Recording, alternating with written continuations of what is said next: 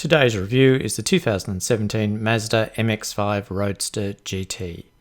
Our review car is finished in crystal white pearl paint, which I must say provides a great contrast with the black soft top.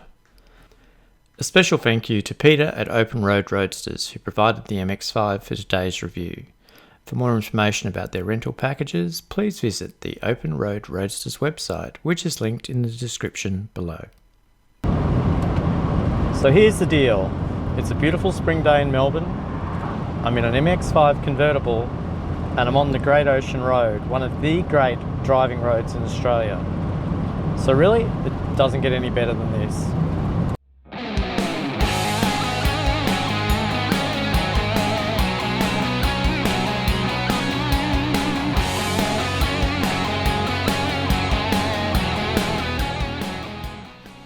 Mazda has been building the MX-5 since 1989 and has manufactured over 1 million units in that time. The current ND model is the fourth generation of the Mazda Roadster. Mazda markets the Roadster as the MX-5 worldwide, except for the United States where it is marketed as the MX-5 Miata. The current ND model is really a return to the design principles of the first generation MX-5. The ND is 105mm shorter than the NC and 100 kilograms lighter. Overall length is 3,915mm. To put that in perspective, the MX-5 is 415mm shorter than the Corolla Ascent hatch that I recently reviewed. The MX-5 is small, really small. At the front, headlights and daytime running lamps are LEDs. At the rear, the taillights are also LEDs.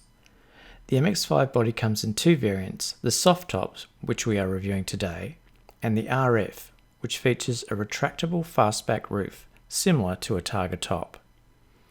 The manually operated fabric roof fitted to the soft top is simple to use and can be opened or closed in a few seconds.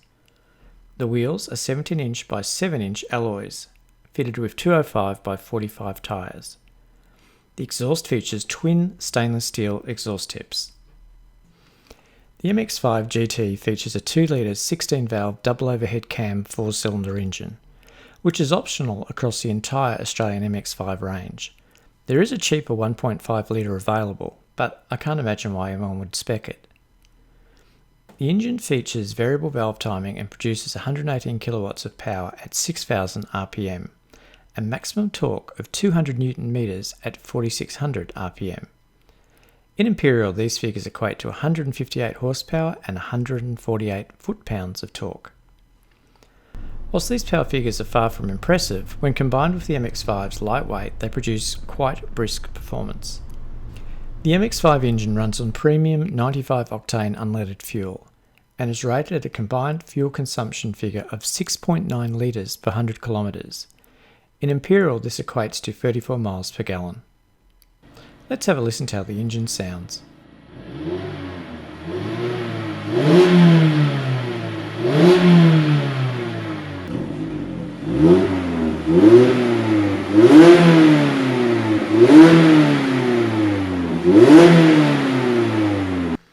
The MX-5 delivers its power to the rear wheels via a standard 6-speed manual transmission, or optionally a 6-speed automatic transmission. The gear ratios on the manual are closely spaced, with 6 gear having a 1-to-1 ratio, so there is no overdrive in top gear. To compensate, the final drive is a relatively high 2.866, so highway cruising is relaxed. The MX-5 GT has a curb weight of 1,033 kilograms and is 3,915mm long, 1,735mm wide, and 1,230mm high, with a laden ground clearance of 135mm, which is low, really low, barely clearing a Coke can low.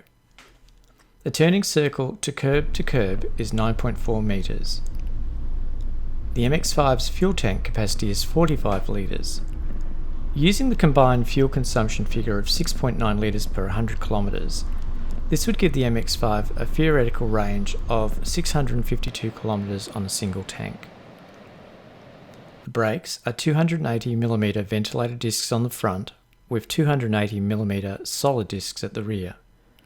The front suspension is double wishbone and the rear is multi-link. Steering is double pinion, electric power assist.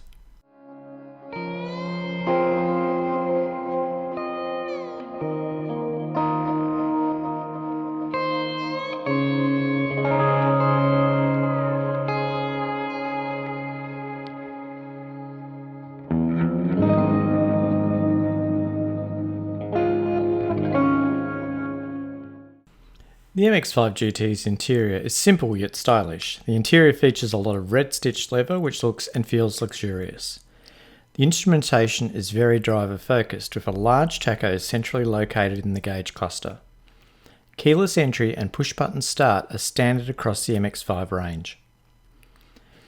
The heated leather seats have integrated speakers in the headrests and I found them very comfortable. Although not overly bolstered, but they are relatively narrow, so larger drivers may not find them quite so comfortable. The seats are manually adjustable. The leather steering wheel is tilt adjustable only, with no telescopic adjustment. So once again, taller drivers may find they have to compromise somewhat to get the best driving position. With regards to the driving position, it is low. You sit down inside the MX-5 and look across the bonnet. Your butt is seriously close to the ground. It feels fantastic, but if you're accustomed to driving an SUV, it may take some getting used to.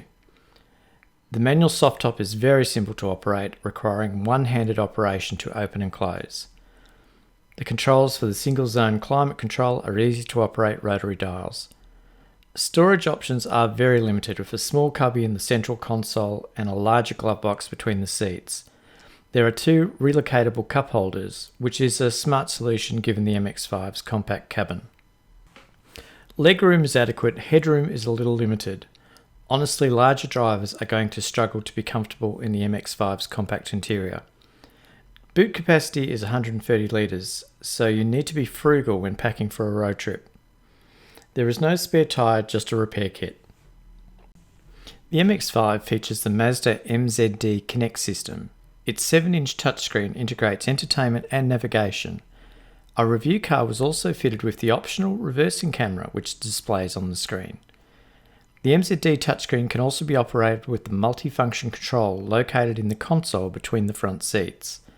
Unfortunately, there is no Apple CarPlay or Android Auto integration at the time of this review, although Mazda has announced they will be providing a software upgrade to integrate these apps soon.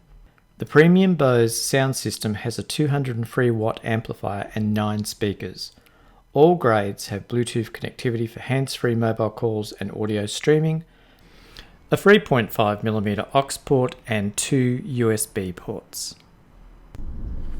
The 2017 MX-5 has a 5-star ANCAP safety rating. The MX-5 comes equipped with 4 SRS airbags, which is standard on all models. The MX-5 has blind spot monitoring and hill launch assist, as well as the common safety gear like ABS, DSC, EBD and EBA. So the MX-5 is such an impressive package. The power delivery is great, the handling is extraordinary, the gearbox is a pleasure, the clutch is light. From a driving perspective, there's very little that you would change.